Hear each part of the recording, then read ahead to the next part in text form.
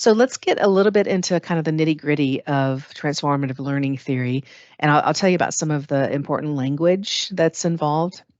One is this concept called a disorienting dilemma, and that's a fancy way of saying that something breaks before you change, before you shift in transformative learning. If you think of the self and the way that people get structured as being fairly um, solidified when you become an adult. You know, you're sort of set in your ways. You've got these pathways that are set in your neurology. You've got norms for behavior that just feel very natural now because you've been doing them forever. You probably don't think about them much.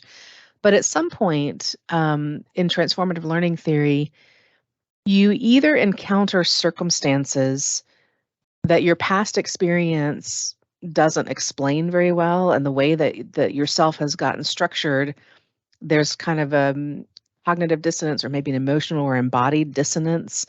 It could be any one of those or all of them, but something um, becomes clear to you when you experience this new setting, whether it's a new cultural setting or a new relationship or a new set of circumstances.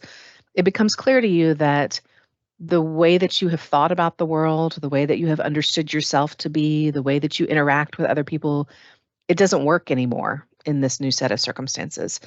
Another potential way of experiencing a disorienting dilemma is that not in an abrupt moment, as I just described, but kind of gradually over time, there might come like a wearing down of the fabric of yourself, and you find yourself stretching in new ways or um, bending towards new ways of being, sometimes so gradually that we don't even realize it until we think back to a younger self and realize how much we've changed. So that disorienting dilemma doesn't have to be a sharply defined moment in time.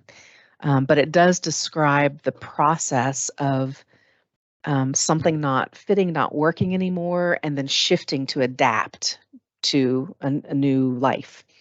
Um, Sometimes this is very intercultural in nature, and that's why I like to use it when in intercultural scholarship, because it really explains well the phenomena of um, being yourself in your culture and life is normal and you've got your daily habits. And then all of a sudden you're interacting with someone new who's culturally different than you, or you go to a new place that's culturally different.